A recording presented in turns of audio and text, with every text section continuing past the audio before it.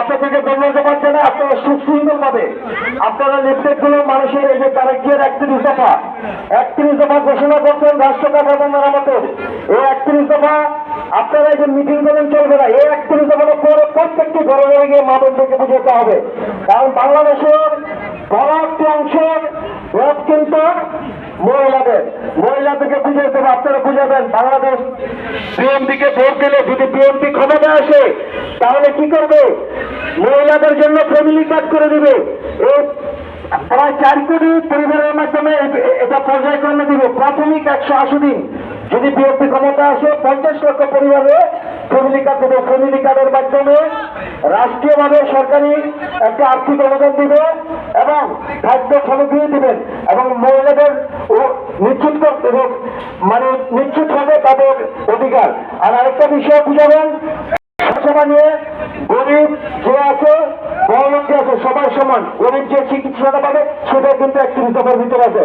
ধন্যবাদ। অনেক দফা আছে, আপনারা শুধু মানুষকে বুঝাবেন করে এটা যে আপনাদের সামনে মূল্যবান বক্তব্য নিয়ে আসেন সোনারগাঁও উপজেলা বিএনপির সংগ্রামী সহসভাপতি আমাদের শ্রদ্ধা বড় ভাই মনিরুজ্জামান ভাই।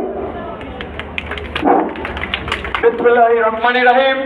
পিরোজপুর 9 নং ওয়ার্ড কর্তৃক আজকের এই 31 দফা কর্মসূচি বিতরণের সম্মানিত ব্যক্তিবৃন্দ, মঞ্চে উপস্থিত বয়োজ্যেষ্ঠ ব্যক্তিরা, মঞ্চের সামনে বিভিন্ন অঙ্গ সংগঠনের নেতৃবৃন্দ, আসসালামু আলাইকুম।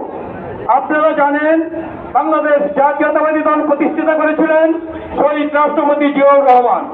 শহীদ রাষ্ট্রপতি জিয়াউর রহমান এই জাতীয়তাবাদী দলের জন্য 19 দফা কর্মসূচি রেখে গিয়েছিলেন এবং 24 সালে ওনারই তন্ময় ওনার সুযোগ্য পুত্র জনাব তারেক রহমান ওইটাকে বর্ধিত করে 31 দফা কর্মসূচি ঘোষণা করেছেন। আজকে যারা দেশ পরিচালনা করছেন এই 31 দফা কর্মসূচি যদি বাংলার বুকে বাস্তবায়িত হয় কোন সংস্কারই বাদ থাকবে না ইনশাল্লাহ। আপনারা জানেন দেশে তারেক রহমানের নির্দেশে সোনারগাঁয়ের মাটিতে আনোয়ার ইসলাম মান্নান সাহেব দীর্ঘদিন ধরে কাজ করে আসছেন। কারণ আপনারা জানেন আনোয়ার ইসলাম মান্নান সাহেব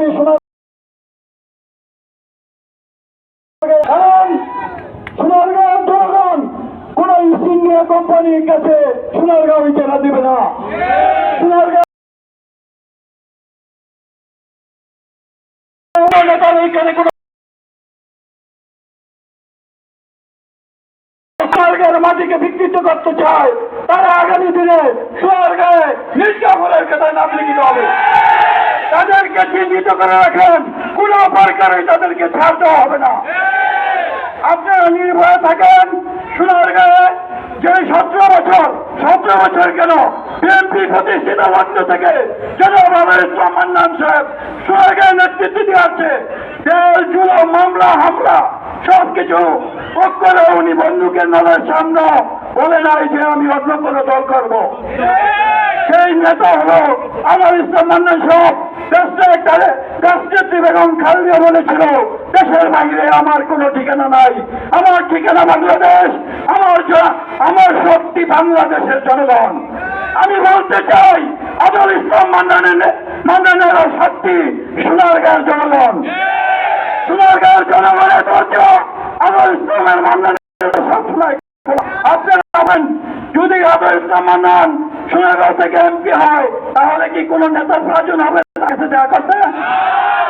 সে আপনাদের সন্তান, আপনাদের এলাকার সন্তান, আপনাদের মাঝে হেসে গেলে সে বড়